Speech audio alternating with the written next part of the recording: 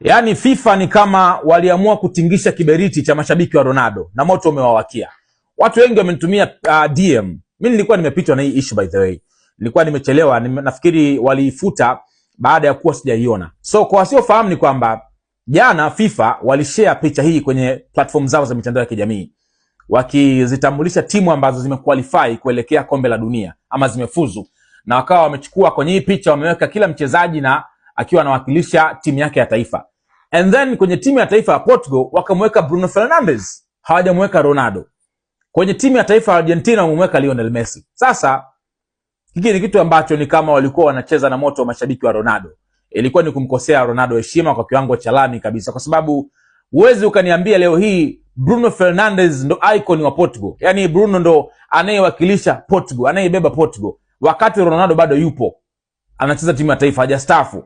Ilikuwa ni kukosa heshima kwa kiwango cha lami. Of course picha hiyo wameifuta sasa hivi, haipo, ni kutokana na mashambulizi ambayo wameyapata kwa mashabiki wa Ronaldo. Lakini mimi sio shabiki wa Ronaldo, ila kwenye ukweli huwa napenda kuzungumza ukweli. FIFA, sijajua admin wao ama mtu ambaye ametengeneza hii poster inabidi awe fired, afukuzwe kazi, kwa sababu huwezi ukafanya kitu kama hiki ambacho unajua impact yake ni kubwa kwa kiasi gani. Unatengeneza picha gani? Kwa sababu hapa anaharibu upande, sio tu upande wa Ronaldo, upande wa Lionel Messi. Inaonekana kwa nini pengine wewe wakuweke Ronaldo usimweke. Unajua tuna maneno ambayo yamekuepo yakizungumzwa kuhusu Messi na vitu vingine. Ni kutaka kutengeneza drama ambazo hazina ulazima.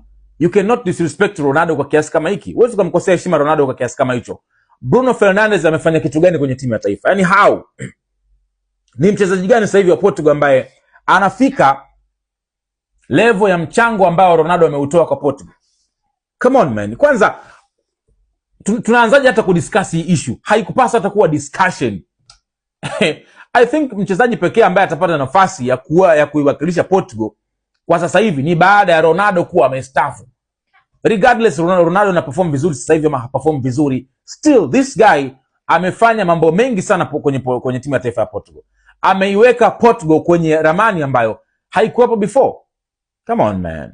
FIFA, I think they need to apologize for this. Wanatakiwa kuomba msamaha kabisa kwa mashabiki wa Ronaldo, wamewakosea big time man. Unless wangesema wanakuja na kusema kwamba wanaweka wachezaji wapya, new generation. Kule Argentina wakamtoa Messi labda, wakamweka hata mchezaji mwingine, na huku Portugal wakamweka Bruno Fernandes, ingekuwa ina make sense. Lakini Argentina kumweka Messi, huku kumtoa Ronaldo ukamweka Bruno Fernandes, come on man, come on. Ni kukosa tu heshima na adabu. Anyway, I hope sijui watakujaje, kwa sababu hiyo picha imefutwa sasa hivi kwenye platform zao, haipo.